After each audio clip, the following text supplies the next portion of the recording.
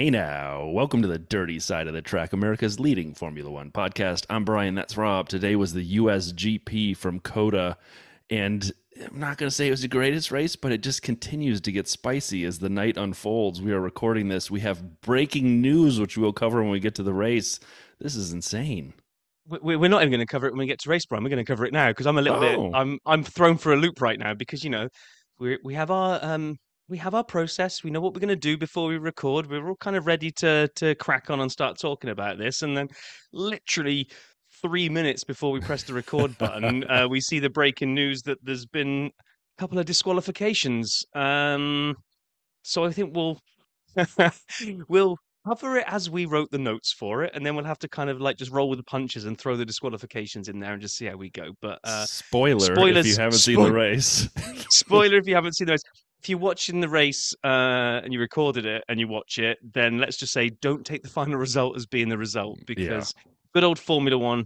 What are we? 9 p.m. Eastern on Sunday night. So 4 hours since the race finished, pretty much, and that's how quickly they act and sort these things out. So it's one of the criticisms of Formula One that sometimes you don't really know that the result is the result, and you can have the podium, have the celebrations, and then other stuff happens. That's kind of happened today. So And I know this all isn't about me or you or us, but considering it's two guys sitting on a bar stool, man, this really screwed my fantasy team. But we'll get to that. I mean, bad and yeah, bad. yeah. So let's go. What we got? We got news and social, which is pretty light this week. We got the video vault. We got the race review, which will be a bit Long sprint more weekend. chock a block because we've got Yeah. the sprint weekend. Um, Pitlane Paul seems to have sent us in the Lord of the Rings trilogy of reviews. So, but we love him, so we're happy to get extra content from him. And then we've got fantasy kind of update, but Mm. it's all up in the air now. They're going to have to put the supercomputer back onto recharge mode and get calculating again. And then Oh. we'll preview Mexico, and then we'll call it a night. And for those on YouTube watching along, although Rob's been a little deficient the last couple weeks as he's been busy, I am wearing my Alfa Romeo US Races hat with the US flag emblem in black and the Alfa Romeo You are emblem wearing the team on the side. template. You're wearing the template that they created for the ones that they put color No, on because you can't see any of the design on your hat. it's awesome. It's so good. But okay, news and social. So I was really jazzed this week that we got to see the F1 Academy this weekend as a support race. I watched a bunch. I watched quali. I watched a couple of the three races. I really enjoyed it. And one of the things that I enjoyed knowing was next year they have, I think, 7 races, all of which will be support races. So we will be able to see them as part of the F1 TV coverage. And the way they're doing it this year, it's also live on YouTube. So I didn't even have to load up the app. I could just go to my YouTube app and I had it there, which is even better. It was great. Marta Garcia won the first of the 3 races, which allowed her to be crowned F1 Academy inaugural champion. I did not know, and we'll get into this in a little bit, but I did not know they had certain regulations like F2. If you win, you can't come back. And if you're over 26, you can't come back. So Yeah. like they have some stringent rules to try to, I guess, circulate talent through and expose talent to all the teams as these young women come through to drive, and you can't just be there for 15 years, which makes sense, I guess. But it seems a little harsh for the first year when people are timing out. Talented people too are timing out after their 1 year in the academy. So it'll be It interesting. does. But It does. I enjoyed it. Did you enjoy it? Yeah. Watch No. this? Yeah. Yeah, I did. I did. I watched a couple of the races, and I am. I'm a little bit disappointed in general about this because, like, I'd love to see them have way more than 7 races. Why have they only got 7? Like, there's going to be 24 F1 races, and the best they can do is get the women along to 7 of them. It just Well, that Jane, feels a little bit like light touch. Second, to your point, is why can't you just give the rules a little bit of a pass for the first couple of first years, year, get some I agree. momentum? If you got this champion that's just won the inaugural one that didn't really get any eyeballs on it because they didn't have it on TV, and she won't even be able to be on TV properly next year because she can't come back. What's I know, just and feels like that they've one of the 3 or 4 women I was familiar with coming into the season have timed out, so like I got to start fresh again and cheer for new folks, which is fine. But I am excited. It was disappointing though. Speaking of this, 2 things. One, to your point, and I can't remember if it's Naomi Schiff or if it were when Jamie Chadwick was doing color alongside Harry Benjamin. I can't remember which of the two said this, but when they talked about our fan, our the person we cheer for, our favorite, Megan Gilks, who's becoming an engineer. Yeah, we'll go with Jokes. Who's becoming an engineer in F1, which is amazing. And they talked about that. And I wanted to yell through the TV when we know her as Car 67 from Canada. 67, yeah. 67, come on. We had the whole grandstands cheering for her. What they don't talk about, which they did mention in the color, is that it costs you have to raise about $150,000 to get a ride in the Academy. So you have to find your own sponsorship, or at least have the money to bring up and this was the quote from, again, whomever was doing color at this point. It was a fog for me, but 150 grand is a lot of money to bring your own to the party. Yeah. So that may be another thing when you look at why aren't there more opportunities, more than 7 races. I would say that. And then we saw pictures of Lewis with the Academy drivers. We didn't see the pictures of George, at least I didn't, but he was there as well. And then Susie was disappointed that no one else made it to support the Academy drivers. I have to agree with Susie Wolf on this one. Yeah, absolutely. The whole thing now was it was going to be a support race alongside F1. Each of the teams are going to have their own academy and their own livery and therefore their own drivers. It just fell a little flat, I guess, in terms of surely it wouldn't have cost really that much time to go along there and support them. And maybe they did, and maybe for some reason it's a PR disaster and nobody took any pictures. We didn't see it. So, give them the benefit of the doubt. But yeah, they just need to do a better job of it next year. I've got an idea when we talk about sprint later of a way of fixing some of this, but I'll keep my powder dry. Well, the last thing about the Academy was it was exciting. Speaking of having a team and a driver in the livery, Bianca Bustamante was also named the McLaren driver. So she'll be running McLaren colors next year. And if you noticed on Sunday, she was standing right behind Zach in the papaya cheering on Lando on the podium. So I thought that was fantastic. But moving on, we saw a financial aspect this week, and I don't quite get all these, but we had celebrity athletes investing in Alpine. And I mean, more celebrity, more. Right? Exactly. These are the latest two come into the party. Yeah, more athletes than celebrities. Alpine is up for sale. As if you're an athlete, you can come along and throw some money on the pile. What do you get? Like you throw a bunch of money in, and you get a tiny smidge of ownership and paddock passes. I don't know. Like Anthony Joshua was there, and I'm a big Anthony Joshua fan. It was great to see him. And Rory McIlroy from the World of Golf was there. It was great to see him. Like I think this was fun, but like how much equity do they really have? This isn't like a Michael Jordan and Nike situation, right? This isn't like a LeBron and Smartwater situation. This is like a fraction of a percent, and that's good for them. But like what's the exit strategy? What's the liquidity event that gets them their money back? I'm curious. I'm snoozing. What are you talking about? They just want to own part of an F1 team. They don't care about liquidity and exit strategy. Like, my God, I fell asleep then listening to you. Right. That's it. Not really a lot happened this week. No. Triple header coming up. It was quiet. It was quiet. They were all getting, like you say, they were all getting ready for 3 weeks on the road. So, let's open up the video vault, shall we, Brian? Let's do it. And we're going to close it at the same time. I don't have any videos this week. I'm really sorry. Brian. I know. I fell down on the job. This was, because I have a job. Go and stand in that corner behind you and go and hang your head in shame for a couple of seconds while I start talking about the race weekend then. Let's jump in because I somehow was negligent on YouTube. Go and hang your silly black hat without any markings on it, which is... Look at you have to keep moving your head to try to catch the light to make it see that there's not just a matte black hat. I paid so much money in shipping for this thing to get from the Netherlands. There was no cheap option. It was like expedited or nothing. I'm like, expedited, and then they show the total at the end. I'm like, oh, it's more in the hat. Did you buy that from WeSawYouComing.com? Is that where you suckerborneveryday.com? Anywho, let's get into the on that terrible disappointment. Let's get into the race weekend. All right, Jeremy. Practice. It was sprint weekend, which means we hardly got any. And the only two bits that I really pulled out from it were beautiful timing. I have to believe this was pure timing. They don't get to hear the radio messages ahead of it, but the commentary said, I wonder if we'll get to hear a Yuki expletive soon for the traffic he's going through. And almost instantly up pops the radio message symbol on the TV and Yuki comes on and drops, I imagine, an F-bomb or whatever they keep. Traffic paradise, as he calls it, with a bunch of profanity. he just can't go a race weekend without it, can he? He loves No, it. I think he he I think does. he actively seeks out traffic just so that he can swear about it. He's it's brilliant. I, Um, that's great.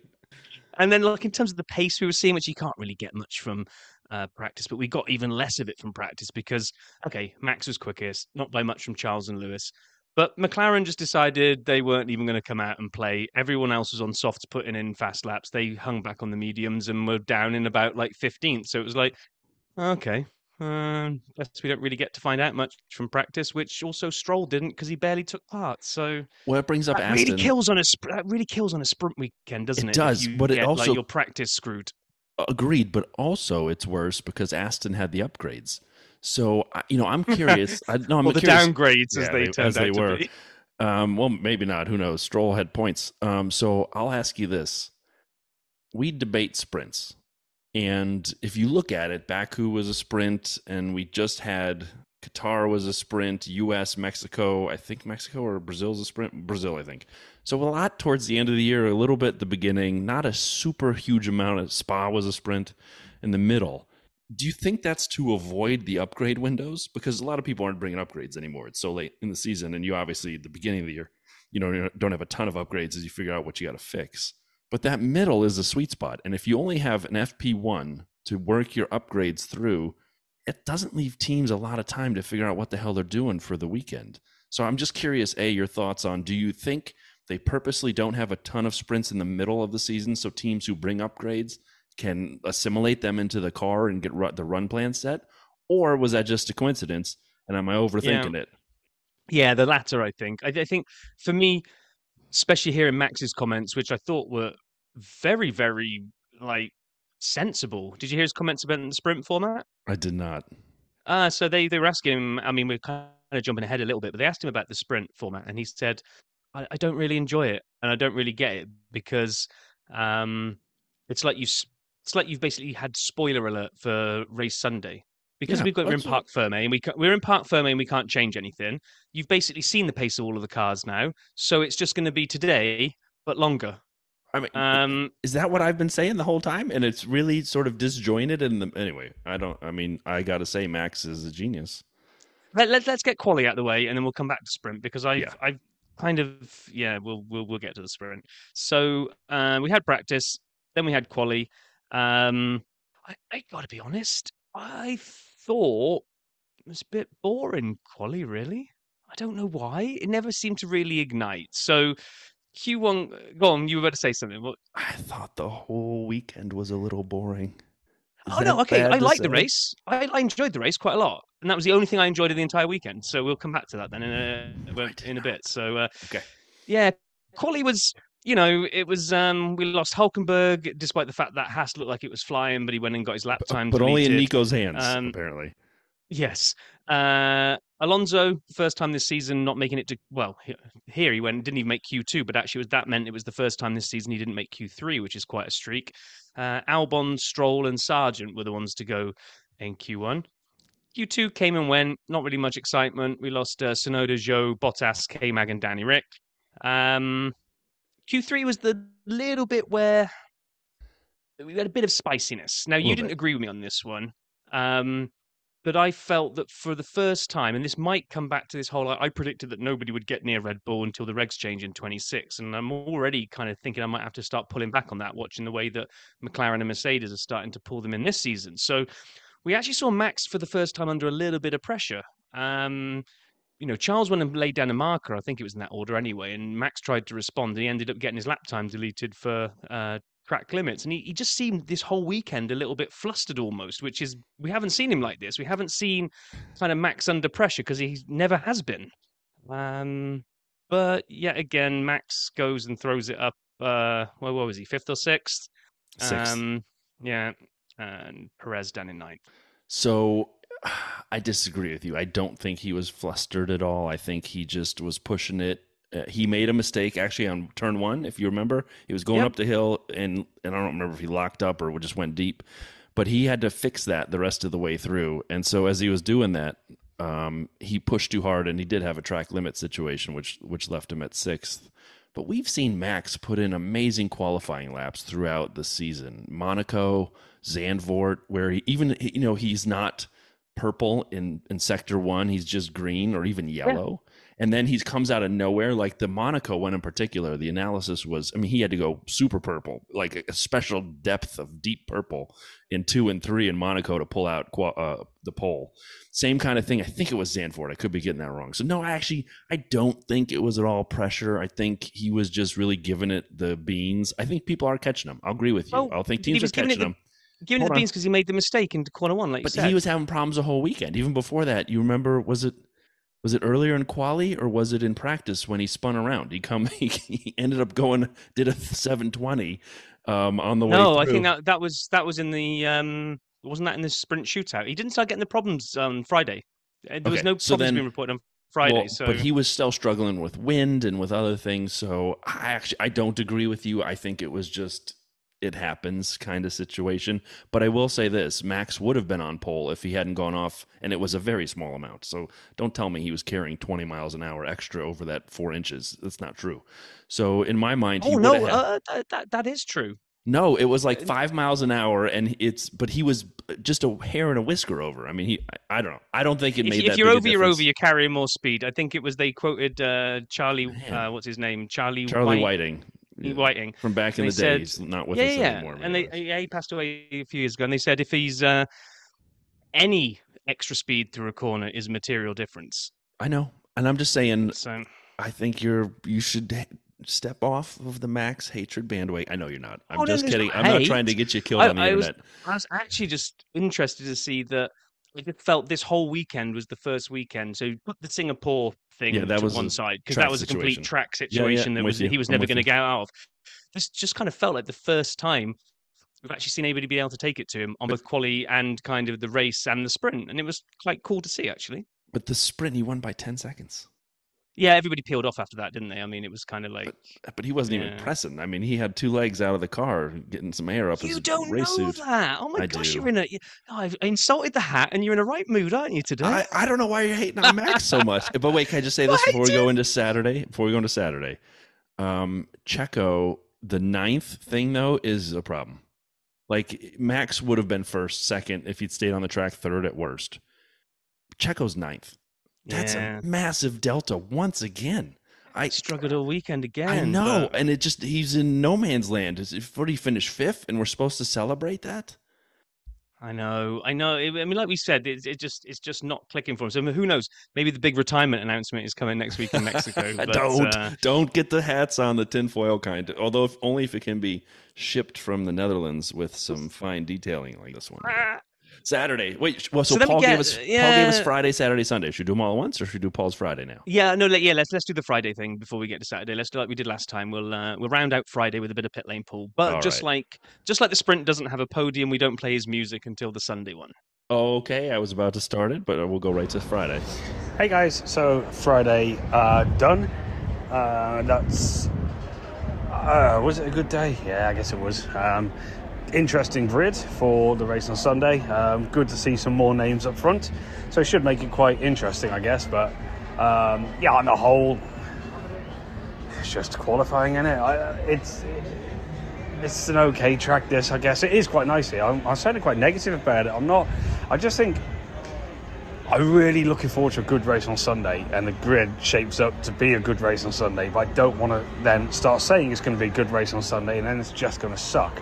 So I'm going to try and keep my enthusiasm about the grid down a little bit.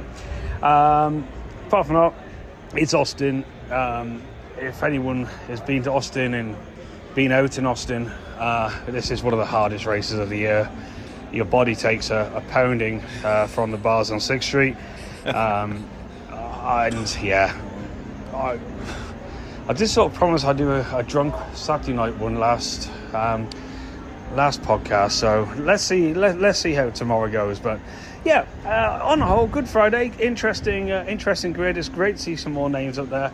I think probably there's a chance that Red Bull are maybe trying some different things. I don't know. That we know they're quick, but whether they were just trying something new, I mean, they've got no reason to not. So let's see how it goes on Sunday. But tomorrow first, we got this weird little sprint today, so we'll have some fun with that. and I'll speak to you, well, in about 5 seconds by the time the guys have edited this. No, we're going to break them up into pieces, Paul. We're going to Break them up. let that linger. So we go to Saturday, right? The sprint shootout.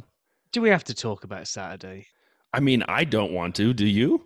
No, it was just rubbish, wasn't it? Okay, let's quickly hit it. So we had the most interesting thing of the entire sprint format this weekend was the huge debate they went on about there was an argument between the two commentators about you're not allowed to call it. You're not allowed to call it a Grand Prix. You have to call it a sprint. You're not even allowed to call it a sprint race because it's not a race. It's just a sprint. So the official F1 name for it is sprint. And then also, this isn't qualifying. This is the sprint shootout. So they went back and forth, and they were like, "Yeah, we can't call it qualifying. It's not qualifying. It's a sprint shootout."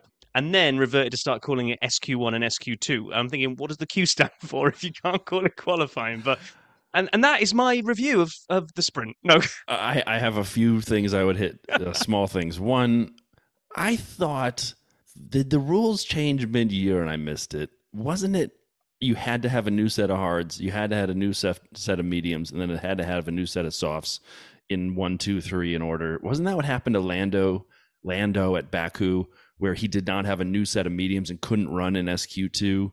Like, why did they go medium, soft? Did I miss some rule that said they could adjust based on race or whatever? Okay, that's fine. I was confused by that. And the people seem to be going out unused at times. So also confusing to me. Here are my notes. I liked Albon, had some good times. It made me think the Williams may have pace. He was third at the end of SQ1 or whatever we call it. I loved it when George got right in front of Charles, when Charles already had his laps in SQ1. And he already had a time. He got wandered right in front of him, right onto the racing line, and Charles goes, "Penalty for Mr. Russell there, thank you." And I laughed, and I'm like, how can you be driving at 215 miles an hour and still be funny about the guy who cuts you off, and almost runs you off the lap? Max, it was SQ2 where he did the pirouette, according to my notes. I loved the camera angle because it was kind of over a gentle hill. So there was a camera where all of a sudden the Red Bull appears sideways and spinning. Yes. And then he catches it because he's Max F. Verstappen and there's nothing he can't do in a race car.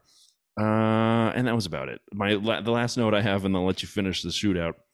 Max, Charles, Lewis, Lando was the order for at the end of SQ3. 4 different constructors in the top 4. I liked that. But other than that, we can go on to the sprint race for me or whatever we're calling it.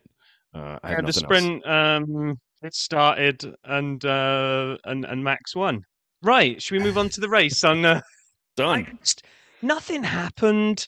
Some circuits just seem, I don't know, that designed to give us a good sprint race. I think the last sprint race we had, we both enjoyed when Piastri won it. Now, maybe it was just because Piastri won it. I don't know, but no, there was a lot of overtakes. There was a lot of interesting stuff. A lot of overtakes, a lot of excitement. Whereas here, this track just doesn't feel set up for it. So, I'm going to grab a name out of thin air here and probably get it wrong. I want to say Dave Coulson on Twitter responded to. I kind of put something out there and was like, "Oh, dish," and said, maybe what they need to do is think about, in the same way if you've played any kind of PlayStation or Xbox game, you'll normally drive around Suzuka in about 500 different layouts because they put different bollards and they shut pieces of the track off, and you'll do, the long version of it, the short version of it. It's like, maybe the sprint races should see if they can explore that. Be a different layout, same venue, so you'd still be at Austin, but you would only do twice as many laps, but of a much shorter track. So you're not kind of giving away the farm for Sunday. I don't know. My view was, I kind of came to this conclusion this weekend that Max doesn't like it. No one seems to enjoy it that much. Horner said it doesn't feel right to celebrate them. He doesn't really get that excited by winning a sprint.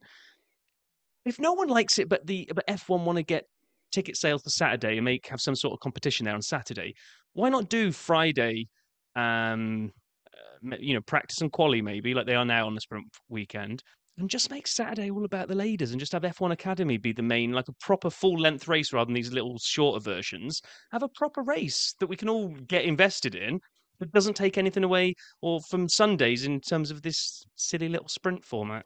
Okay, 2 things. First of all, I've solved sprints. I'm going to use a little bit of your idea and a little bit of something new, and I'll do that in a second. So put a placeholder in that one. There were 2 things from the sprint race, whatever we're calling it, that I did want to highlight. The start.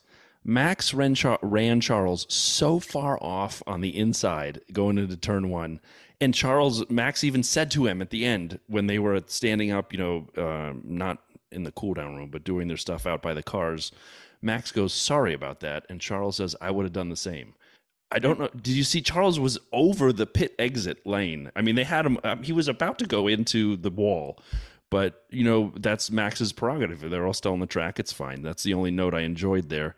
And then George was Mr. Penalties this weekend. He did get the 3 grid drop for what we already talked about. And then he overtook off, outside the lines off the track and got a 5-second penalty. He's like, forget it. I'll just add it on at the end. Put it on my account is basically what he said, and he finished.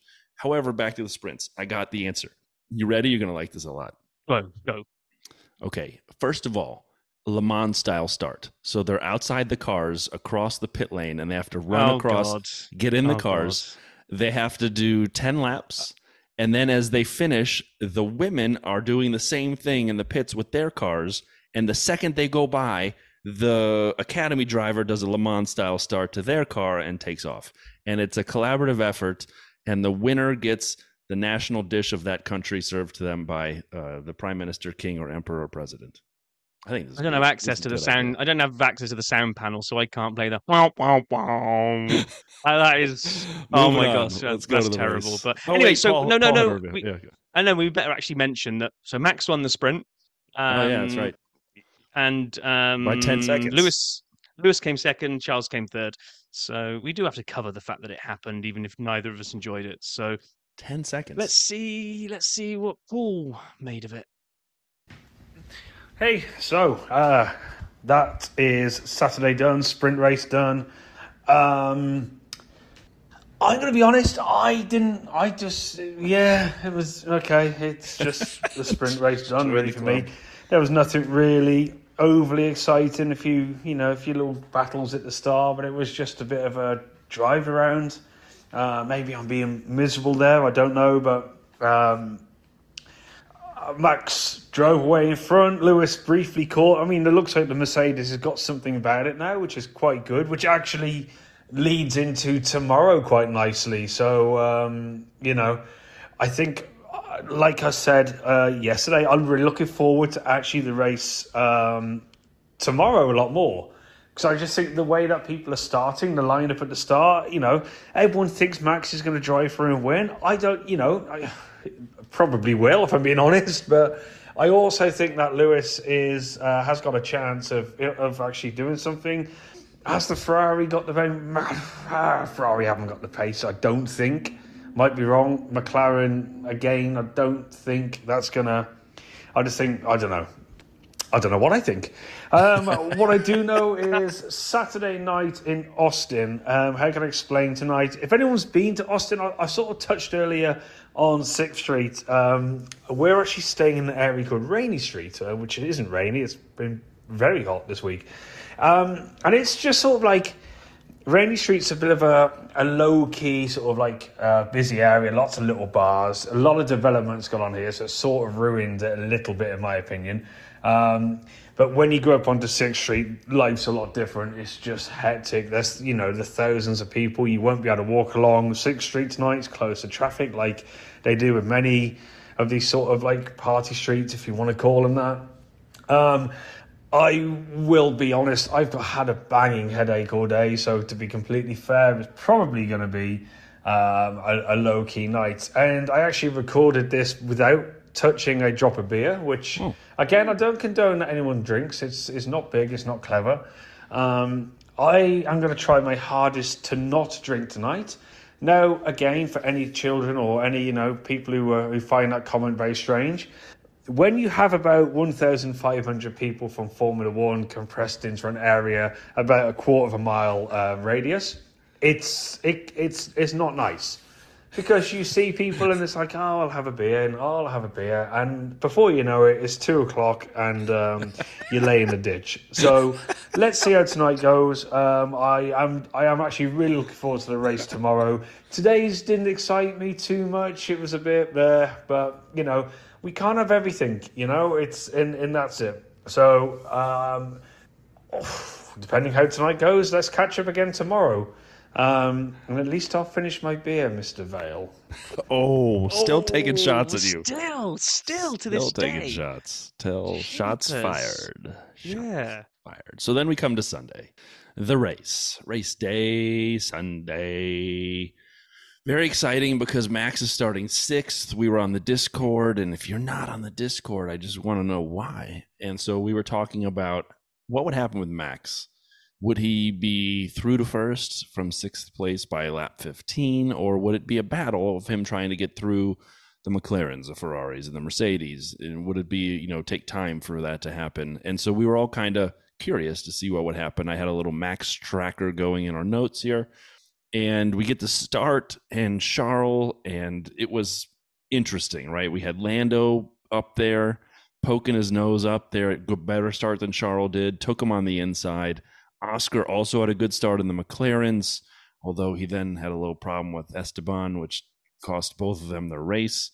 And Ferrari, while Charles may have gone down one, Carlos went up, and we had Ferrari 2-3. It was wild, though. The first lap was nuts. Lewis took Carlos eventually, shortly thereafter. It was just, the whole thing was hectic for the first lap or two. And it was fun to watch. And I did not know how big of a problem Oscar and Esteban had. We saw Esteban start to drop back. Seemed like Oscar was okay, but apparently had an internal water leak. So that sucked. But yeah, I don't know. What do you think of the start, Rob? Oh, it was amazing. It was brilliant. I loved the first couple of laps. I thought Lando's start was just phenomenal. I'm struggling to remember where I've seen that second place car be alongside the pole guy within what felt like 100 yards. There was Right. no way he wasn't leading into the first corner. He absolutely nailed his start. It was fantastic. So yeah, they kind of all got through. We saw a couple of plumes of smoke, which I guess was the contact between Ocon and Piastri. But other than that, everyone got through, which was actually quite surprising. I was expecting somebody to be shunted off. George decided to take an extended tour around Turn 1 and kind of go and visit the next state over and then come back again. He went around the U.S. flag, the U.S. big-ass flag. He went all the way around it. And then do you know what annoyed me this in the race, just in general? I've started to get a real kind of annoyance with drivers who whine about people that leave the track. Other people leaving the track. Other people. I did you can't see? stand it. Oh, Mr. Race Controller, did you see? He just went off the lap. He just went over the track. That's Checo 3 was now. doing it It's the like, whole time on George. Checo was doing it. They're all doing it. Lewis was doing it about Max. I mean, it was so annoying.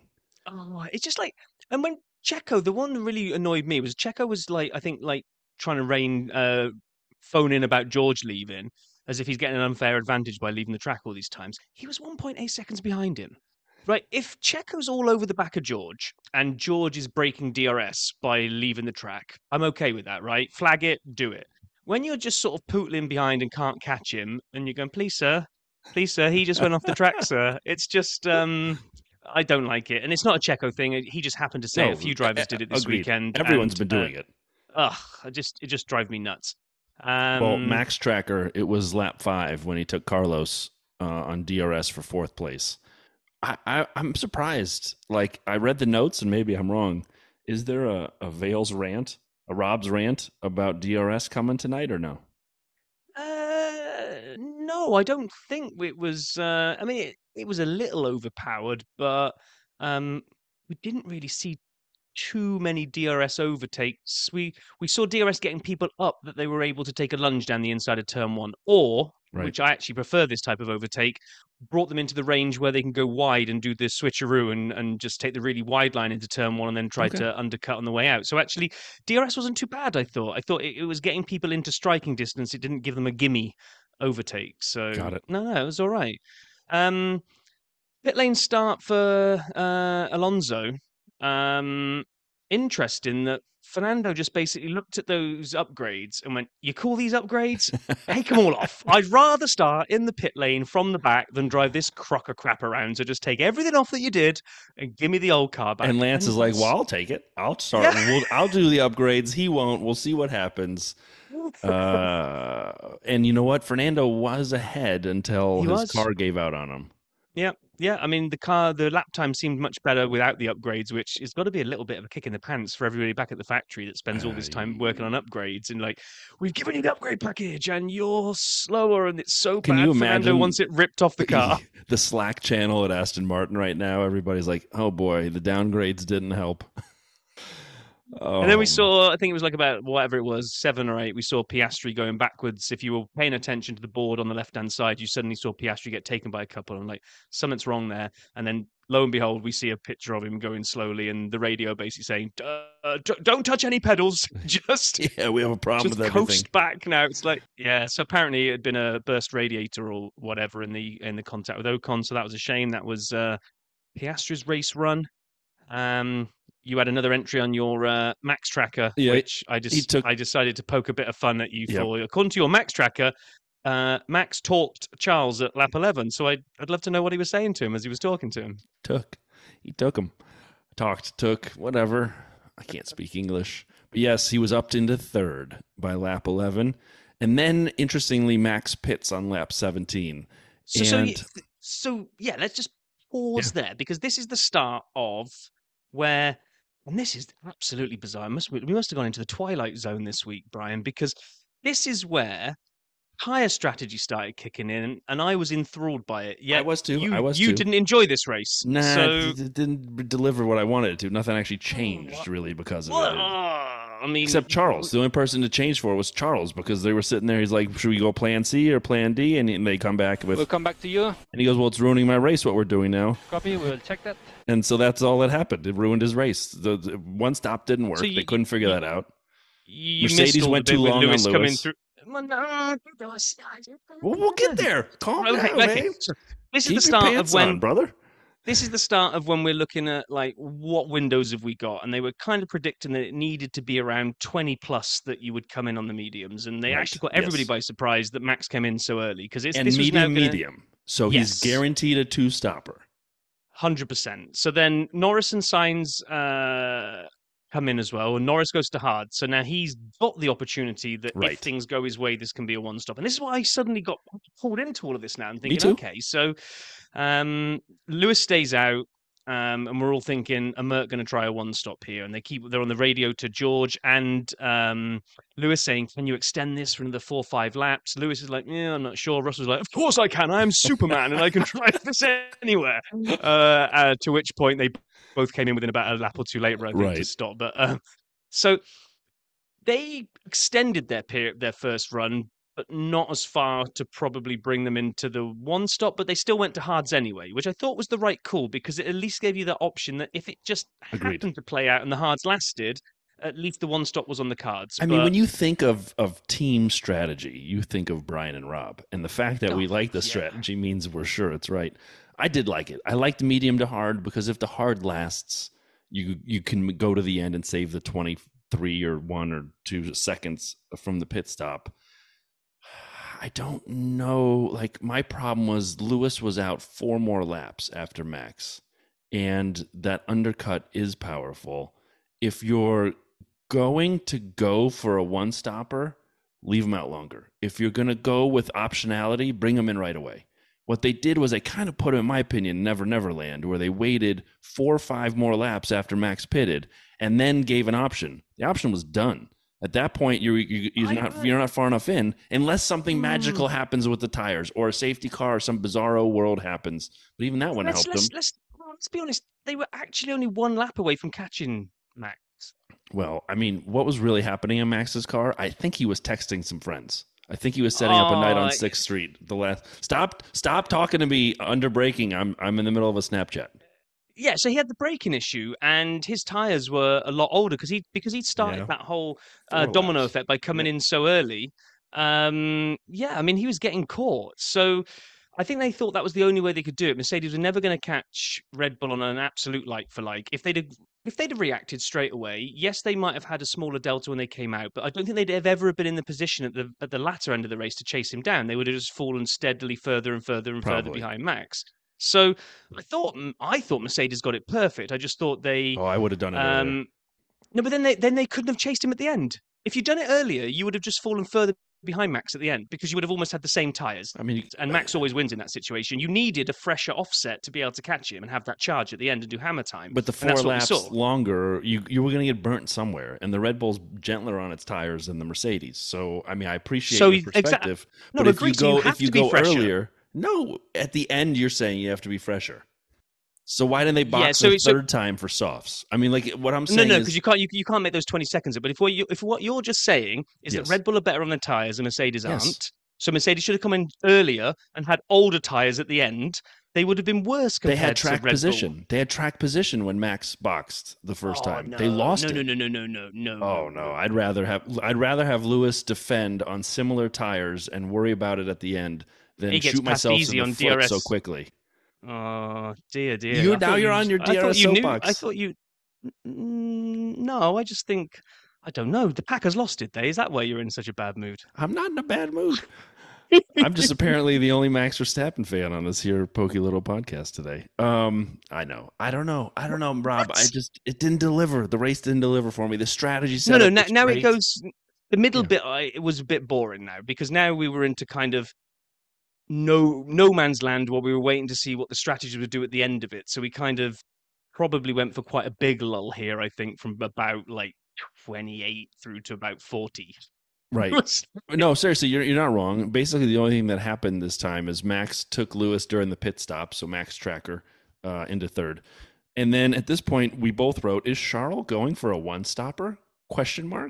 And it basically is, Charles, do you want to go plan C one-stopper? ? And he's like, no. And they're like, perfect, let's do plan C one-stopper. I'm like, why'd you do this to my guy? What I couldn't work out, and I hadn't been paying attention to it, is that normally when everybody else has stopped and somebody is running long, that person usually has track position. Okay, he did. He was first. Great. And usually has quite a lot of time in hand because they haven't stopped and the other people have just taken a 20-second hit. But because they're on the slower tires and the other guys have come out on fresh, that's usually eating. And you're like, well, as soon as he pits, he's going to get caught because he's 14 seconds ahead and it's a 20-second delta. It was ahead by a second and only ahead of Max by like 3. I'm like, how is he so slow that everybody else have been able to stop and lose 20 seconds and Charles has managed to tootling get around one in the stopper. Ferrari. I don't know, my guy.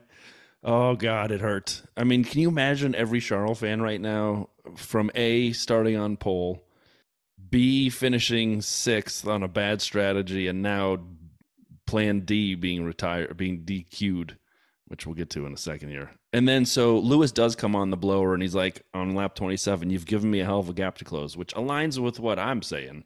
Not as much you, but we both wrote, assuming it's a two-stopper, and it obviously became an imperative for it to be a two-stopper. Max Tracker, he moves to first on lap 28, takes Lando. So it was not lap 15. It definitely wasn't 56 at the end. It was pretty good in the middle, 28, which, by the way, that's exactly in the middle. Look at the math. Look at the big brain on Brian. Look at you there, eh? And so then we see people start doing their second stops, Lando and Max. Lewis basically was 15 seconds ahead on lap 36, but he was going to box still because, as we knew, a second stop was coming. And so they kind of told him, it's hammer time. Like, let's get what we can out of these things because you're going to have to box. At this point, I knew it was a two-stopper. What I did not foresee or portend coming was Max's brake challenges toward the end, which, you never know. Like that Silverstone. You remember when in 2020 when Lewis's tire fell apart and Max boxed with a few laps left just to go for a fastest lap? They could have won the race. And in 2020, that was a big deal for Red Bull. So they could have won that race if they hadn't boxed for that because they would have caught Lewis. But they didn't know. Same way that Mercedes didn't know that Max was going to have whatever going on. I don't know. I felt like at this point, like you said, it was kind of slow. This is when we got the Charles team radio. Do you want to keep plan C or go to plan D? And he says, plan C is ruining my race. At this point, I was almost sad. I was crying a little bit for Charles. I'm like, oh, it's ruining his race and it's ruining my ability to watch him do something good here. And I don't know. Max starting to get cranky, though, at the end. Did you enjoy all of every time GP had an update for him? Stop talking to me under braking. It's like it's just always in the braking zone, apparently. Is he doing it on purpose, watching the little radar and going, braking zone now? Hello, Max. But yeah, 3.4 seconds. but then this is where I thought it really came alive then with 10 I laps agree. left, because It got interesting. Lando went on a charge. I mean, his sort of fell away a little bit. I'm not quite sure if he took too much out of his tyres trying to go after Max, but he's got Lewis right in behind him. And Max is blatantly not pulling away. This is not going to be a 20-second into the distance win Nope. for Max. If anything, he's starting to be pulled back in. I'm watching the Delta, and suddenly I'm realizing that while Lando's kind of now holding station and kind of sticking at about 2.8 seconds behind, Lewis is massively eating into Lando's. And I'm like, oh, hang on a minute. This could get a bit feisty. And it did. I mean, Lewis got Lando lap 49. I think that was the good old switcheroo overtake as well. Yes. And started going after him. Now, it started coming down. What I don't know, and I don't know if the brake problem got much worse in the last couple of laps, but he was eking the tenths out, but not at the rate you needed to catch him. And then all of a sudden, with 2 laps to go, he was absolutely kind of maybe worn away too much of his skid blocks, and that made the car lighter, and he could go faster. But Hamilton started absolutely pulling it. I'm like, He did. man, this is going to be 1 lap too short, this race, because we're going to be robbed of kind of these two duking it out in DRS zones or anywhere around the track, because he's just going to run out of laps. I mean, I thought that whole piece towards the end, we saw, well, Charles got the big kick in the teeth of pole position sitter that should be given the strategy out of the team, being told to move over and let his teammate through. I mean, that has got to hurt there. I mean, let me try that again. I have used this before. This is from last year, but it felt like such a perfect soundbite for today. Wait, what are these tires? Sorry, it's a mistake. Yes, it was a mistake. It was a mistake, the 1-lapper. And again, had they had time in practice to run long race pace type things, they may have known that the hards wouldn't have fired up and lasted the way they wanted them to, but it didn't work. So, yeah, you're right. Charles got screwed by that whole approach. He also had a dental abscess, which I'm sure, a toothache at the very least, which didn't help when he gets disqualified later. He wants his whole weekend to go away. Yeah, I don't know. I mean, I enjoyed it. I thought it was an okay race. I thought the whole weekend though was a little boring. Like Saturday could have done without. Friday was meh, and the race had a little bit in the beginning, a little bit in the end, but in between. Yeah, I enjoyed it. I quite enjoyed the race. It had a little bit of a longer lull than I would have liked, but that was kind of waiting for the sort of the ending to come through. So, I mean, I don't think that, like I say, I think if Hamilton follows Max in straight away, I think Red Bull did that on purpose, because they know they're so good on their tires. I think they almost did that on purpose to try to taunt or see if they could force others to come in early, because that would probably have screwed their strategies over. So I think Mercedes needed to stay out, because the only way they could possibly stay competitive was to be on fresher, quicker tires at the end. But they just ran out of laps to do it. So I have a question for you. Max, Lewis, Lando on the podium. They go up to do their interviews, and all the weekend I'd not heard a lot of booing, and they do their interviews, and that seemed okay. And then a little booing from Max at the post-race interview, and then the podium though was epic. And so in terms of the amount of boos, and people on Twitter were getting all worked up, but here is a unique perspective. Did you notice that after all of the booing, there was a loud set of Checo chants? Yeah. Do you think there's any chance that the Checo fans are a little tired of Red Bull, the machine, and Max being the face of it, not giving their guy a fair chance? Do you think there's any chance that those boos what do you mean fair chance? He's in the best car. Well, but yeah, okay. They don't think that. And so he's in the best car, but they don't think he's given the opportunity. He's clearly being treated like the, second driver. So here's my question. Normally, I would have written these off in years before to Lewis fans who don't like Max. I don't think that's what this was. I think these were Checo fans who don't like Max, and maybe some for the governor, because a lot of people don't like the governor of Texas.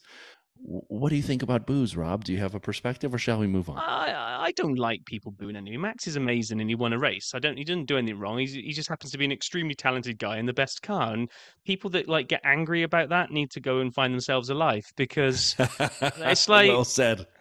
It just frustrates me. Like, I agree on something. as with any sport in the world, if you happen to be a fan of whoever's winning, then life is unicorns and rainbows and you love it. And then when it's not and your favorite isn't winning anymore, you kind of just have to put on the boy pants and just accept it because that's sport. Like me with the So yeah, Packers. it's like, yeah, exactly. So do you know what? It's disappointing to have the booing. Checo fans really shouldn't be frustrated with anybody but Checo because I just can't stand this narrative of, oh, he's not being given a chance. Okay, he's being given a chance if he wants to. I would say he has the equipment to finish second in every single race this season. I agree. This car has been good enough that we could have had a Red Bull 1-2 all year. But what we're looking at is one of them taking that machinery and taking it to another level, and the other one doing an amazing job of making it look like a midfield car. It is. And I don't get it. He's obviously just not happy, and I actually hope that Checo actually moves and doesn't end up down like in a. No, sorry, Haas fans, but doesn't end up like in a Haas and like running around there. But like if he could end up in a, I don't know, let's just go stupid for a minute. Let's say Lando goes and joins his mate Max at Red Bull, and Checo drops into the McLaren. I mean, he deserves a good car. He's just obviously not in a happy place right now, being the number 2 to Max. And if he wants to be the number 1 somewhere, he's going to have to leave, isn't he? He's not going to get number 1 seat at Red Bull. I know it's not a perfect analogy because Albon was at the beginning of his career, but Albon hated being there with Max. And look at him now. Everyone would agree he's driving the wheels off that Williams. So anyway, let's hear what Paul had to say before we let's just before we go to Paul. Yeah, because that's the review of the podium and everything. So we've kind of teased it all the way through and never really said it. Obviously, that's how we thought things stood as we all turned off our TVs, and the rest of our notes with stats and so forth also stand. But then things happened. Yeah, like 3 minutes before we came on air, Rob Reed, friend of the show, kind of texts to say that's crazy that Logan Sargent scored points in his home race. I'm like, what? No, he didn't. So I'm like, I kind of march back over to my laptop. I'll show him and correct him. And I go on to fire up BBC Sport. And I'm like, headline, Hamilton and Leclerc disqualified. I'm like, what? So, yes, apparently I'm sure we pretty much covered this in one of our kind of all things F1 in one of our very, very early episodes when we talked about various bits and pieces on cars. But one of them are the skid blocks that sit underneath the cars and make all those glorious sparks. And you're only allowed to erode so much of them over the course of a race, and it seems like Lewis and Leclerc, which... So I'm not laughing. I am laughing. I'm not laughing. So Lewis, I can kind of understand. He's driven the wheels off that thing and was flying it around everywhere, and they talked about this new setup and the car being lower and having better balance. Well, maybe it's been too low and it's scrubbed too much stuff It is away, a bouncy track, though. So it's a very bouncy track, right? So, but at least he was on a charge and almost won the race and finished second and went too fast. Charles sucked, drove backwards most of the race, but was somehow still eroding too much of his skid. And has a dental problem. And I used, well, I'll get to the fantasy in a minute. So what that ends up doing, and I do feel sorry for Dookie on my face. Lando moves up to second, and Sainz now gets a podium, but obviously he doesn't get to go and stand on the podium, spray champagne, and get the trophy, but he technically is third now. And that ripple effect all the way through the points actually means that Logan Sargent, who, I got to be honest, we didn't talk about him at all in the race because we didn't talk about what was going on at the back, right? At the back, Danny Rick hasn't covered himself in amazing glory today. I know it's his first race back, but Yuki's beating him, right? Last of the finishers. Last of the finishers for the from above anybody retired. Sargent put it in 12th. I thought he did a stellar job today to put all the pressure that's been on him in the last few races of, he's leading the crash charts and he's fighting for his position. He needs to put a good result in. He's gone and put it 12th. And if you put it somewhere near the points, you always stand the chance that if something happens after the race, you could get bumped up. And that's exactly what's happened. 2 people have been disqualified. He's been bumped up into 10th, and he's gone and grabbed his first point in Formula 1, which now means he's only 1 point behind Medical Car 2. Did you see that? Did you see that graphic? You're looking a bit blank at me there. Did you see the graphic? No. Where is blank? So no, there was a graphic put up on Friday, which was showing the standings. And what they seem to have done is instead of, I think, Liam Lawson and maybe Danny Rick, could have been De Vries, I'm not sure, but for the 2 drivers that should have been on that list. Right. They had medical car 2 and safety car. No, did they really? And medical car 2 had 2 points, which I think is Liam Lawson. Of course. And safety car had 0 points. Nick. Which was Nick. I think it was that one that they'd swapped out. It could have been Danny Rick, because I don't think he's got points either yet. But everyone was there making jokes going, oh my gosh, how has medical car scored points, but safety car hasn't? Poor old Bert has driven so many laps and led so many races in the safety car, and he still can't score a point. But anyway, Logan Sargent has moved ahead of safety car now. He's 1 point behind medical car 2. So, kudos. He also finished right behind Alex. He did. Yeah, I know Alex had a penalty, but still he was right behind him, which is pretty good. That's, you got to be right there with your teammate, and he did that. So, can we hear from Paul now? Yes, we can. You going to fire up the music this time? Ready, have it going.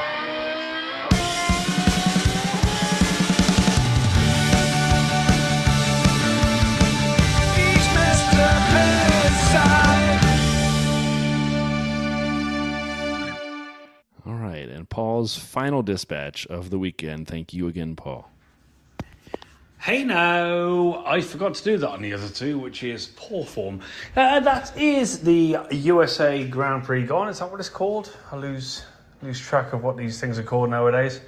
I'm going to be back to Grumpy Paul. You're really happy. It was crap. The race was rubbish. It's just, yeah, okay, there's a good strategy battle with Lewis and Max at the end and so on and so forth. But, I sort of longed and hoped there'd be something better at the start. And the inevitable happened, I guess, whereas, Max just seemed to just cruise through. And, if the race would have gone on 5 more laps, would Lewis have caught him? Who knows? I didn't enjoy it. Okay, listen, again, I'm always tainted by our own team's performance, so let's not be completely dismissive of the race. You guys probably found it amazing, but when you have a performance like that, again, you just get miserable, as I've said before, and again, I apologise. But no, let's look at it. A good start. Max gained a position. Lando got in the lead. Lewis has been quick all weekend. The Ferraris tried their best. No one can just compete with Max in that car, And if you look at what Sergio's doing, it's actually, if that was a level of Max, it would have been an excellent race. But I think it's just the fact that he went through and just drove away. He didn't really drive away, did he? I don't know what I thought of it. I think I was just sort of hoping that something better would happen. There'd be something more. I don't know. I hope that makes sense. I think it probably was a good race. I just think I wanted a bit more of a challenge for Max. So I don't think we saw that, which is a shame. Apart from that, behind, I might just be being miserable. I didn't seem captivated. I didn't watch the race and just think wow, this is, there's loads of battles going on. It just didn't seem like there was enough going on. So I'm going to judge it as that. Look, listen, not every race is fantastic. I won't sit here and try and paint a picture. I personally didn't enjoy it. I just thought that it was missing something. I don't know what it was missing. I think I got really excited by the qualifying on Friday. God, that seems a lifetime ago. And I think I expected more. That's my honest truth. And I think then when it delivered what it delivered, I was just sort of left a little bit And so I'm probably maybe looking at it slightly wrong. So if you guys enjoyed it, great, fair play. It's not, me being a moody little arse isn't for everyone. But anyway, that was that status update. I didn't really go out last night. I was struggling a little bit. I had the Killers over, so I was sort of with them quite a lot during the week. Name dropper. I just had enough of loud music. I had a headache. So I just sort of locked myself away last night and just thought, I just want to recover. You'll all be pleased to know, and I very much doubt many of you actually care, but I feel really good. I feel back on form. Slightly disappointed with today, obviously, from our performance. But, from our side, there's not a lot we can do about it. We're just, pieces on a chessboard, really. We just have to do what we do. So last night in Austin, Sunday night... listen, this one's going to be a big night. It's sort of like one of the races where we don't. I know I've mentioned this. You don't get many races where the whole of F1 is sort of in one area. So it's quite nice to be able to go out and share a few beers with people tonight. And then I go to New Orleans. I've said this already, for a couple of days, and then head over to Mexico City. And that's a track that's it's gonna be interesting. Mexico City. We know Williams are good on really high speed, long straight circuits. So they could spring a few surprises here. I don't know. And I just think it's obviously needless to say, it's an obvious statement when I say it's a completely different racetrack. But if you understand what I mean by that, there's so many characteristics that are different with Mexico. And then we go to Sao Paulo, which again is a lot, whereas Austin's quite a high speed, niggly, little tight cornered like circuit. Mexico's high speed. Brazil is tight, twisty. So yeah, we got a good few weeks of stuff coming ahead. So excuse me for being Mardy. That's just what it is. But that was Sunday. That was Austin. I'm going to get out now, and I'm going to try not to be sick and fall asleep at 1 o'clock in the morning. And I will let you know maybe on a sneaky little pre-Mexico show if that's the case. Again, great podcast, guys. Loving the work, and onwards we go. Thank you, Paul. Is there going to be a midweek Pitlane Paul special? Is he trying to get his own show going here? Maybe he's got his own show. Maybe he's going to be on Sky Sports. I don't know. Are we watching for Pitlane Paul? Well, okay. Well, does that mean we're getting called up soon too?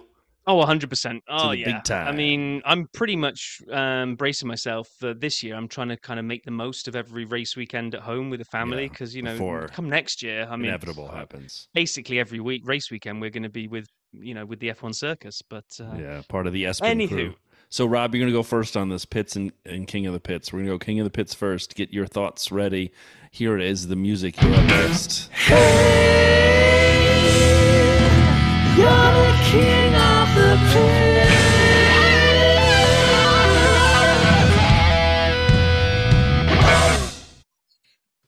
Did you Andy didn't find the volume button. Up to 11? Did you turn? Wow. I did nothing to it. That's the same thing. Are you as sure? 100%. Apologies, listeners. If anybody's wearing headphones and had them loud like I do, had an accident in their pants. No shorts for Vale. Okay, right. Holy cow. My King of the Pits. Loud. Okay, this has been a little bit impacted by events that happened just before we came on air because I was totally going to give it to Lewis because I think we're seeing that Mercedes creeping back to having decent performance, and I thought he drove that much better than George did today. George, I'm a little disappointed with as to what he's been doing recently. He's turning into a bit of a I don't know. Maybe we'll talk about George in another episode because I wanted to talk about him earlier in the Delta from him to Lewis, but you told me I was in the wrong place of the episode, so I took it. Well, you wanted to bring up stats from last race, which was pointless because we just had today's race. But I mean, if you'd have done the work to calculate it and update it, we could have done it. But you're too lazy. You can't watch any videos. Busy man. Anyway, sorry, King of the Pits. Do you know what? Screw it. Just because he took too much off his skid blocks, I'm giving it to Lewis. I'm giving Lewis King of the Pits today. Who's your King of the Pits? Well, as I always tell my children, cheaters never prosper. And since Lewis cheated, I can't give it to him. I'm kidding. I think he was... Calm down. I was just kidding. I'll go put my Lewis hat on for you. Will that one actually have logos on that you can see? No. And so I also was leaning Lewis until the DQ. I'm just going to go with Max. I mean, he came from sixth. First time anyone's ever come from beyond the first row to win at COTA in a while. Yeah, true, it's not like it's only been a couple races. That was pretty cool. He won the sprint by 10 seconds. That was pretty cool. And with the exception of the track limits in quali, he was pretty much flawless, except when his car rotated on him, which he caught it in a straight line and kept going. So he basically did a 720 and saved it. I'm going with Max Emilian Verstappen. And now, the pits. You're the pits. Who do you have as the pits? So, I was going to go with Aston Martin as a team, just to say they're the pits. But, Stroll finished ninth, and after the disqualifications, finished seventh, and he took the upgrades. And Fernando retired after he had the collapse. So maybe that's a little harsh. So I'm going to backpedal, backing up. This vehicle is reversing. I'm not going to give it to Aston Martin. What I'm going to give it to is a team that has just done nothing. This is an accumulation pits. This isn't like today was specifically bad. This is just they've Fascinating just been approach. nah, and it just tipped me over the edge today, which is Haas. Haas. Yeah, I could see this one coming. You were describing it. They're just nothing. Like they don't even look on the cusp of doing anything, and I don't understand the car. How we have flashes of pace where the Hulk can go and throw it right fastest in qualifying until he gets his lap time deleted. There's blatantly just one lap wonder of a car, which just seems to suck. And I feel, and this is putting Haas as the pits, not the two drivers, because I actually feel sorry for them that their job seems to be to just hump this lug of nuts around tracks. And I mean, I guess they have fun, but yeah, Haas are in the pits for me. That is, I think that's a pretty good call. I got to give it to Checo, and I'm sorry. I feel like I'm doing this too often, especially as a Checo fan. And we're about to go to Mexico. And he finishes fourth after the DQ as well. I know, but after the DQs, he was basically 18 and a half seconds behind Max, who was losing a lot of time the last 5 laps. Checo was in witness protection, basically. Did you see him often after the first few laps? No. And he didn't factor in. It is like there's 2 teams. There's Max Red Bull and there's Checo Red Bull, and they're different teams. Max Red Bull is fighting for wins, and Checo is battling with, at this point now, the Ferraris and nobody else. It's, I'm sorry, Checo. I hate to do that. But I have to give you the honor and the title there. All right, we are coming up to SAP stats. Now I have to put a little note on this one. The note I have to put on it is this was done before we knew about the DQs, and so the question kind of comment here is some of these things won't stand true. Don't read them then. You want me to skip them? Like I was just looking down because wow. I mean, you didn't open up the video vault, but boy, did you get SAP stats sorted today. And looking at it, most of them are Max related, and I can see one says Hamilton. So just let's not read the Hamilton one out. Okay. So today was Max's 50th career win in what was the 200th race of the turbo hybrid era of F1.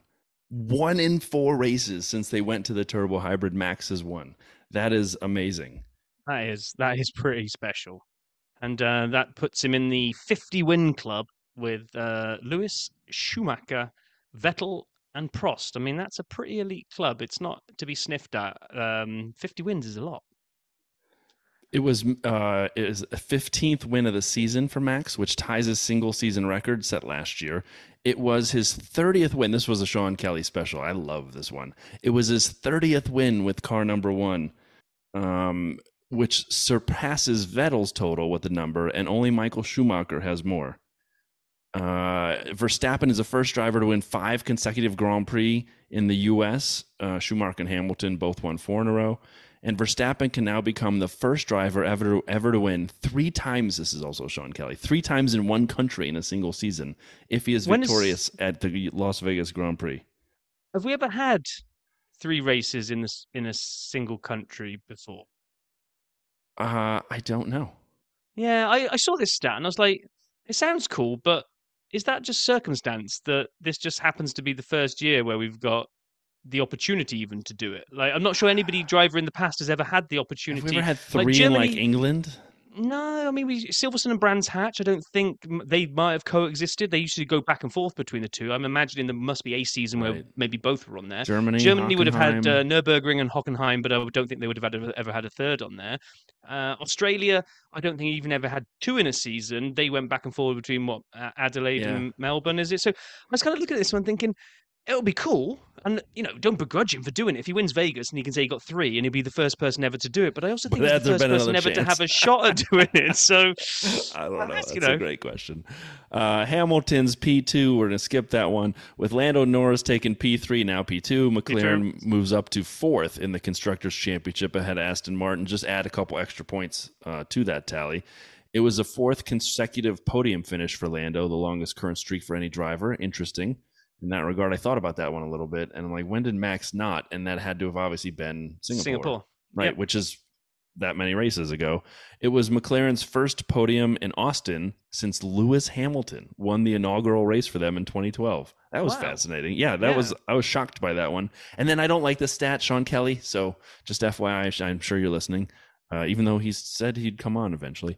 Lando now has 12 career podium finishes without ever winning, putting him in just one short of Nick Heidfeld's record for podiums without a win. This is a rough one, like on many levels. I don't. Is it? And I don't know why. Is it? Is it not? Is it fair? It feels unfair for reasons I can't validate. Like I cannot put into words. Yeah. If I told you I could wave a magic wand and you could be an F1 driver and you could get 12 podiums and stand up there and spray champagne and be that, but I'm never going to let you win.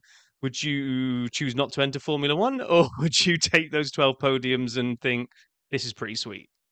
I'd take the podiums. Of course you would, right? So I mean, it's a weird stat because it's kind of trying to. It's an indication of success being tried to be twisted into one of being kind of like not so good, but he's still got podiums. I get it. It's and some of this is circumstance because again, he's driving in an era where Max is dominant. So sometimes you get just some people will always be unlucky in sport. They will be in an era where someone else exists. Any footballer trying to win any type of individual title that were playing during the Messi and Ronaldo era should give up. People driving in the Max Verstappen era are going to be finding it very difficult to get race wins, and people that were alongside Schumacher. I mean, it's same. I think he's done a great job, and I wouldn't imagine he will care one bit if he broke the record, to be honest. He'll hope his win is going to come eventually, but if he makes it 15, 16, 17 podiums without a win, I think it really matters at this moment. It would be different, and I'll shut up then.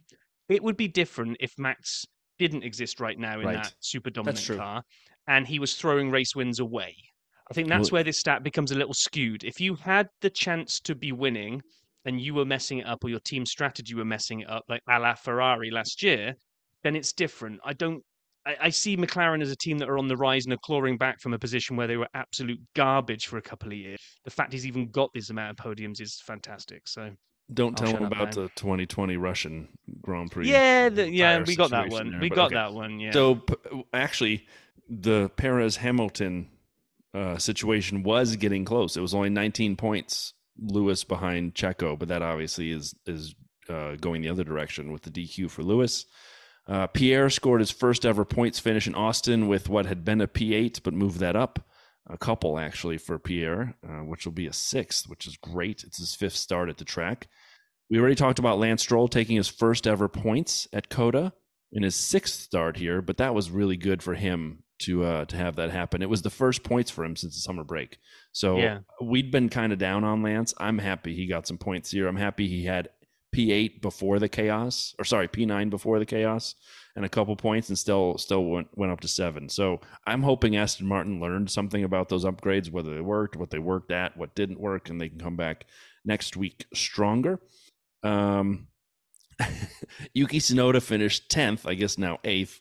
For the best result of the season. I know. He loved 10th. You remember it started in Australia. He had like a run of 10s, and so now he has an 8.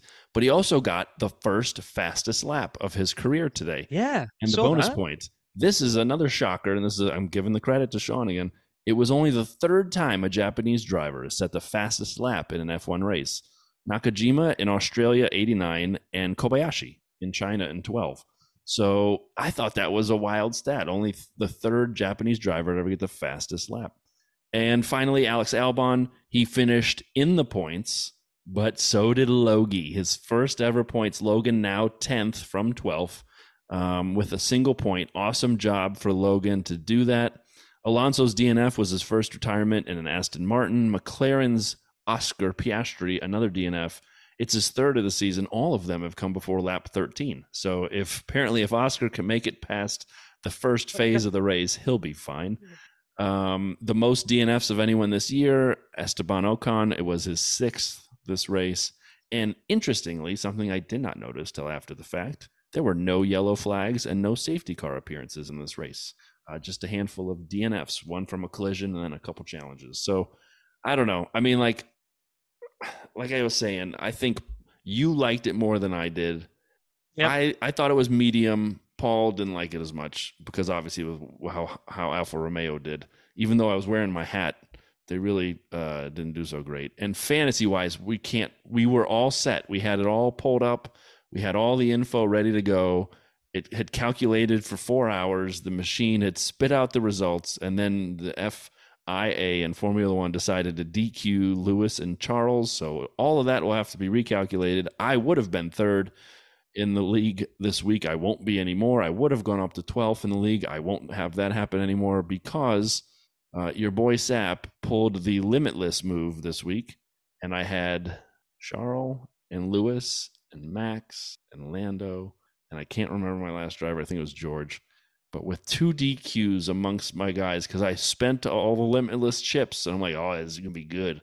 And the guys I really wanted, I got, and then they DQ'd. So there goes my season, basically. We'll pick it up next week when it's had time to recalculate. Recalculate, yeah. So we're going to Mexico. Paul mentioned, because we're going to go to Mexico next week. Well, we're not, but we will. Our bodies might not be going to Mexico, but in spirit we'll be there, right? So totally. At the Autodromo Hermanos Rodriguez. There we go. I don't know if that was a Spanish accent, but you did really well. Absolutely nailed it. In Mexico City. Short one, this one. 2.674 mile circuit, which means we will have 71 laps of that bad boy. This is the one with the baseball stadium, right? Love the stadium. It's kind of like, what was it, Brewster's Millions with the train through the middle of the baseball stadium? Yeah, but this is an F1 track instead. So I would love to sit in the stadium. I'm sure it's gimmicky, and someone told us it's not that great because they come in pretty slow. It's a hard turn, and then they leave. You don't see a ton, but you know what? I'd love it. I think that's one of the places I'd love to sit in my bucket list. Yeah, and it's been here for a while. The Mexico GP as an event was 1963 through to 1970, and it was at Magdalena Mixhuca. Oh, God. Mihuaca? Butchered that one. Then 86 to 92, it was at the Autodromo. Had a little bit of a absence from the calendar for a while. Came back in 2015 to 2019. Only really took a little bit of a gap because of good old COVID. It's been on since 21. So it's I don't know if I'm remembering this correctly, but wasn't this a snooze fest last year? Horrible race last year. Yes, terrible, it was, boring, yes, disgusting race. We did something with sombreros and siestas as our the Siesta Fiesta. Siesta Fiesta, yeah. Come on, Mexico, you've got to bring something better this time. I've got big hopes here. Well, the Mexican Grand Prix really got started, as Rob said, in the early 60s. In 59, the father of Mexico's most famous racing drivers, Ricardo and Pedro Rodriguez, they are brothers, as the track name would give away, hermanos, meaning brothers, was an advisor, their father, to Mexican President Adolfo Lopez Mateo, and put a little bug in his boss's ear about building a circuit in Mexico. And obviously, Rob mentioned the first one, using existing internal roads. They liked the idea. They kind of ended up building this track. And you may say, well, who are the Rodriguez brothers? There have been, I think I may have this right, 6 or 7 Mexican drivers. Checo obviously has had the greatest success of any because, I mean, his career, I shouldn't have said obviously, but his career has been pretty amazing. I know we're kind of down on him right now, but the amount of wins and podiums Checo has is tremendous.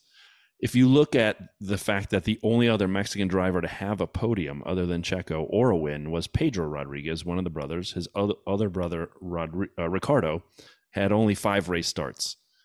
So those were the Rodriguez brothers. We also saw Moises Solana and Hector Rebaque. And then, of course, Esteban Gutierrez. A lot of us will remember that name from the not too distant past. Those are the Mexican drivers we've seen on the grid. Checo is pretty damn good one. And so I really hope that A, we don't hear a retirement story out of him at this race because that would be disappointing. And B, I hope he finds his form and can really do something special in front of his home crowd. And maybe make it fun to watch. Because, yes, last year's Mexican Grand Prix was a snoozer, which I'm really hoping doesn't happen again. Yeah, last year we had Max on pole. Max won it from Lewis and Checo. So Checo was up on the podium last year to the delight of the Mexican fans. Max got 14th win of the season and got a new record for the races in it. I think you hit that on the SAP stats earlier on. Did he make it 15 this year? Is that what you said earlier on? Yes. So last year he got 14 in a season, went clear of Schumacher's 13. And now he's already 15. He's already 15 this year. He actually so tied his record from last year. I think he set his 14th there, which set the record, and he got one more later in the year. Right. Okay. So he's probably got a good chance of beating that again. Yep. And he won by 15 seconds from Hamilton, who just beat Perez by a handful of seconds. And then I remember this when I was looking at it. George in fourth was over 30 seconds behind Perez. Oh, gosh. I mean, come on, guys. Let's just get a better race in Mexico. Let's have some spice. Let's have some jalapeno spice out on the track and have one. It's a low bar. It's a low bar to beat from last year. Let's put it that way. In terms of repeat winners, because it hasn't been held a ton, we've got Max with 4, Jim Clark, Prost, Mansell, and Hamilton with 2. Constructor-wise, Red Bull with 4, all Max. And then 3 for Lotus, McLaren, Williams, Mercedes, and 2 for Ferrari. We got to do our predictions, Brian. I was going to say first this week. I think we might have forgotten last week. If I can't No, remember. we definitely predicted. I think I predicted Max ahead of Lewis and Lando with Lewis to get disqualified. So I nailed that one. I think you said Charles. Sargent to win. Yeah, Charles's one stopper was going to pan out.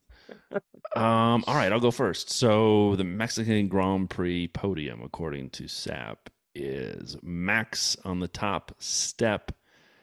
I've got Lewis on the second step. I think that Mercedes is something, and I know he's a Brazilian citizen as well as a Great Britain citizen. So I know he'll turn it on the race after. But I let's not miss him on the podium on the second step in Mexico, and on the third step, I have Lando Norris. So I actually have a rerun of the way we thought it finished this week, even though it didn't finish that way. How about you? I'm going to go out on a Mexican limb here. If you say Checo's going to win, no. Oh, you were saying he's going to get the win. Grand Slam. Yeah. Max to win. Checo second. Wow. Lewis third. So I think Checo, like last year, the Mexican crowd, the home feeling. I think that spot. If there's any race this year that he has a chance of just like trying to show us all the driver that we all know he is, it's got to be in front of the homeboys, right? It's got to be. So I think he's going to take that Red Bull to do what it can do. Don't think he can take it to Max on his home turf, but I think he can make it a Red Bull 1-2, which we haven't seen for a long time now. Wow. Who was your third podium person again? Lewis. I think that Mercedes is starting to come back. So I got Lando, just different order, but you got Lando. And I'm gonna throw another one in there. Well, there's only 3 steps on the podium. I'm not going to predict the podium, Brian. I got a points prediction. Okay. As Paul kind of alluded to in his little preview, Williams are fast here. So I'm going to go back-to-back points for Sargent. Boom. There it is. That's a pretty good one. I thought you were going to say Alex at first, and I was going to hit the stop record button. I'm like, Alex is pretty much at the end of the points every race. So you think Logie the Sargent gets some more points? He gets a taste another of point points or more. He gets a taste of it this week. He's had a good race there. He hasn't put a foot wrong. He hasn't got track limits violations. He hasn't crashed it. He's going to believe, and he's going to giddy up to Mexico. So let me ask you this question, and maybe we can let everybody ask this too. If Logan gets a point now at COTA, and if he gets 1 or more points at the Mexican Grand Prix, does he keep his seat? I don't think that's what swings it. I think, like we said the other week when we were looking at the crash things, I think if he can just keep this car out of the wall for the rest of the season, I actually don't think it matters where he finishes. I think he could probably bring it home in 20th every race and keep his seat. I think Vowles is looking for a reason to keep him as opposed to reasons to bin him, but you can't ignore crash damage. So if he what we got now, 4 races, we got Mexico, Brazil, Vegas, and Abu Dhabi. We've got 4 left, right? Yep. If he bins it in 1 out of 4, I think he could be toast. So he's just got to. Don't get me wrong. Don't get me wrong. Points finish helps his case. Of course it does. But points finish and one bin. Let's say he gets one more points finish and one binning. Maybe they counteract each other, so they'll But I don't think it's about the points and the finishes as much as it is about actually bringing a drivable car home that they can take to the next race. Right. Well, it'll be fun to watch. I hope it's a great race. Anything else you want to cover this week, Rob? No, I would just say we forgot to mention it the other week. I think we put out a little plea for people to come and like us on Instagram and take us over the 200, which we did. I think we're up to like 209 or something now. It's like Nice. crazy days. So if you don't follow us on Instagram or Twitter or X or whatever it's called now, or Facebook, that thing still exists and we actually get some decent traction there. We're on LinkedIn as well because like we're all professional and stuff. So we've got our LinkedIn profile. Just like, share, comment. Actually, what would be really great as well is like help move us up the old podcast directory a little bit is, if you really wants to sprinkle a little 5-star review in there and say like make some rubbish up like SAP is brilliant or something, and just if we can get if we can just get 5-star reviews with the headlines just say SAP is amazing, that'd be cool. Then you'll know they're lies. No, they're yours. Oh man. Well, I appreciate that. Yeah, if anyone can help boost us up, we appreciate it, but we're always going to be here for you. The Dirty Side of the Track is from fans, about fans, for fans. We love F1 and we love talking with you guys every week. We look forward to talking to you after the Mexican Grand Prix. Hope it's a banger. Talk to y'all soon. Have a great week.